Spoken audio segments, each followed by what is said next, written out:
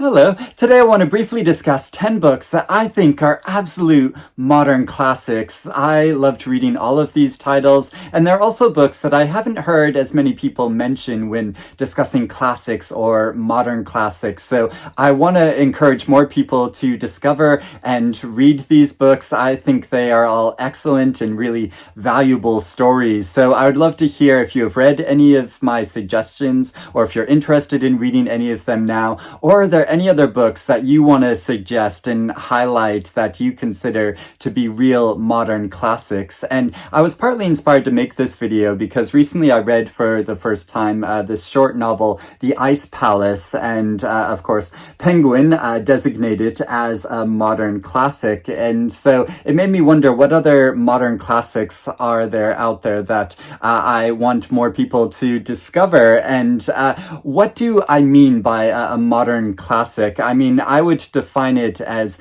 any book that really beautifully captures a specific time and place and point of view, but that also has a universal meaning. And so in this way is really timeless. And I would say that The Ice Palace qualifies as that because it's a coming of age story set in a rural Norwegian village, following the friendship between two girls. One of them is native to this village and one has recently moved there, and they have this kind of tentative connection that they form, but which is also extremely powerful, and this is cut short. And so it follows their points of view over a period as they go through a process of grief and discovery and trying to manage the experience of coming into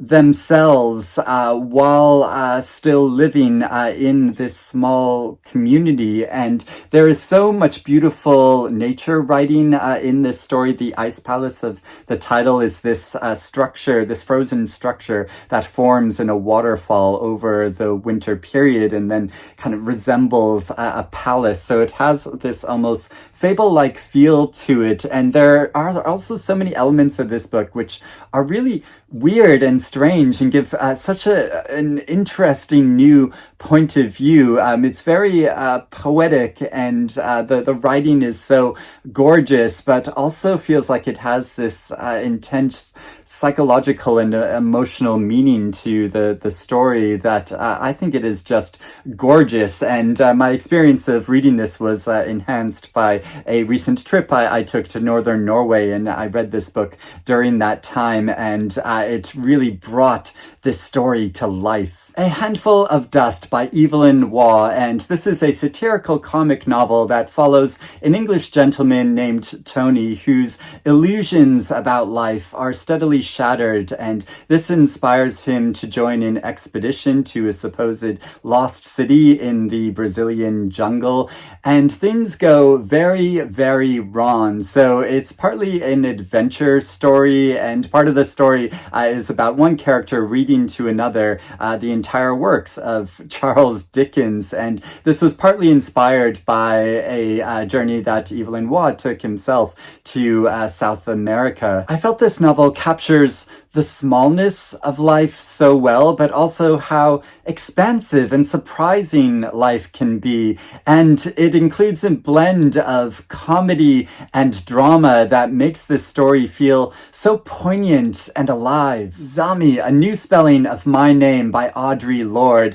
And I feel like great coming-of-age stories can be so enthralling and relatable because we can all connect to the awkwardness of transitioning from childhood to adolescence to adulthood, but they can also attune us to the challenges which some face because of their particular circumstances and identity. Zami draws upon a lot of Audre Lorde's own autobiographical experience in what she calls her biomythography, which is a process of understanding and defining herself as separate from the ways in which she has been categorized by others others because of her circumstances and the way that others see her. We follow her piercing observations about the world around her, growing up in Harlem through to her independence and early adulthood in the 1950s. She charts her journey towards being proudly black, female, gay, and out of the closet in a time and place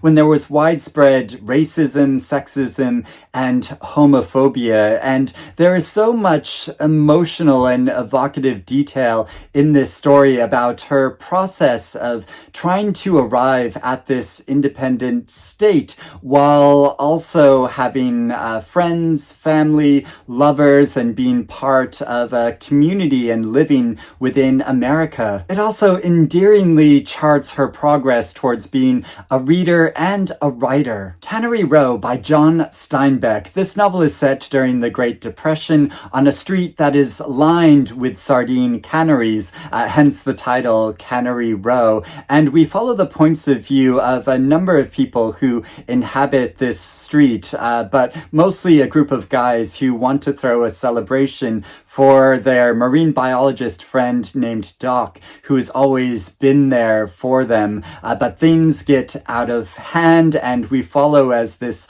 diverse community tries to come together. Steinbeck's writing is always filled with so much heart and humanity, but I also love the way that he incorporated a lot of humor into this novel as well. A weird creation called a beer milkshake features in this story, but I also enjoyed the creative way that he structured this novel and captures a wide range of voices. The Woman in the Dunes by Kobo, and this novel follows a teacher from Tokyo who visits a remote fishing village, but he misses the bus home. The villagers invite him to stay in a very unique house set in the sand dunes, which can only be accessed via a rope ladder, but when he wakes up the next morning, the rope ladder is gone, so he is stuck in this house with a mysterious woman, and he must continuously clear away the sand that is pouring into this house in order to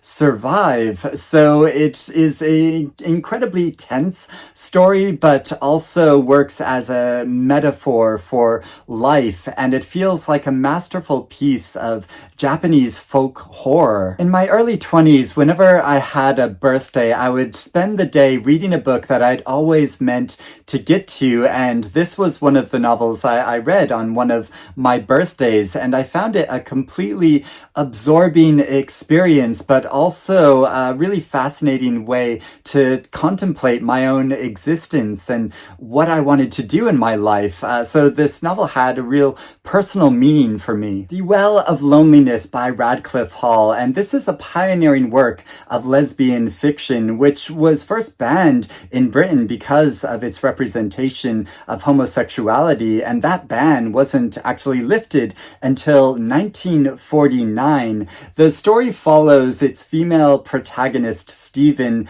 who comes from an upper-class English family and has had a sense of her own sexual inversion, as it's called, from an early age. So we follow her throughout her life as she engages in a number of relationships and tries to find a community of like-minded individuals. Some argue that this book's political importance has passed and that its narrative arc is too depressing, but as a journey of self-discovery and the way that it queries the lines between genders, I think it makes it a very worthy read. I also found it interesting how the narrative's focus occasionally strays to characters other than Stephen, so we also see their points of view very clearly, and at one point, comically, it enters into the point of view of Stephen's dog and shows how Stephen's dog views Stephen's lover as an absolute goddess. So personally, I think this book is both an important document, but also a really excellent and enjoyable story. The Housing Lark by Selvon, and this is a moving and very funny story that follows a group of working class individuals of Caribbean descent in 1960s London as they try to pool their money together to purchase their own house. But this proves to be much more difficult than they first expected. And the way that Selvon dramatizes this tension is so funny and witty. I so enjoyed following these characters' rambunctious conversations and their farcical excursions. There's an absolutely hilarious trip that they take to Hampton Court. And these characters are so endearing and engaging to read about. And this novel also feels like an invaluable portrait of a community in London at this time, which was previously underrepresented in fiction. Goodmorning Midnight by Jean Rhys. Now, many will only know Rhys's writing from her most famous novel, Wide Sargasso Sea, which is her fictional prequel to Jane Eyre, but I find many of her early short novels to be so wonderful, although they are definitely melancholic reads. This story follows Sasha, a middle-aged woman who has experienced a lot of disappointment in her life, and we follow her as she moves to Paris because she feels a strong connection with this city, and we follow her as she engages in a lot of drinking and crying and as she is on the brink of poverty. It's a dark book, but it so vividly shows a woman who is clinging to life by her very nails, but still finds the will to go on. And I find Rhys's writing eloquent, insightful, and so mesmerizing. The ending of this novel also makes a fascinating contrast to the ending of James Joyce's famous novel Ulysses. Now, several years ago, I interviewed a Penguin series editor when a new edition of this novel came out, and I specifically asked her about what makes a classic. So I'll put a link to that interview in my full review of this novel below in case you're interested in looking at it. Keep the Aspidistra Flying by George Orwell, and Orwell wrote so many great books beyond his most famous classics of 1984 and Animal Farm, and this novel is such a pleasure to read. The story follows a young English man who wants to break free from his dependence upon money and pursue his ambition to write poetry, but he also wants to woo a woman. So it follows his misadventures and his struggle to break free from what he perceives to be a stuffy middle-class English existence. The story features a hilarious picnic trip which goes tragically wrong, and the Aspidistra itself is a houseplant which was popular in the Victorian era, and Orwell saw this as very symbolic of something about English middle-class life. But I was thrilled when I first moved to London and a neighbor gave me an Aspidistra plant because I love this novel so much. Interestingly, Orwell once confessed that he only wrote this novel for money and he didn't want it to be republished, but personally I am so glad that it has been. And finally, there is In America by Susan Sontag. Now, this novel was only first published in 1999, but I think it's definitely worthy of the status of modern classic, and even though I have this first edition, Penguin includes it in its series of modern classics. The novel is based on the true story of a Polish actress named Helena Modjeska who moved to America in the year 1876 and to California to found a utopian commune. But things do not go well, and the way that Sontag traces this journey of self-transformation and self-discovery while also exploring the dream that America is rooted in, I think is so profound. It begins with a section which feels like the perfect postmodern short story, but the novel as a whole is completely absorbing. So I absolutely loved this book, and I feel very lucky to have seen Susan Sontag in conversation in London before she died and have her sign my book here. So those are all of the modern classics that I want to discuss. Like I said, I would love to know if you have read any of these books or if you're interested in reading them now, or make other suggestions of what you consider modern classics in the comments below. I would really love to read about that. But I hope you're doing well and reading good things, and I will speak to you again soon. Bye-bye.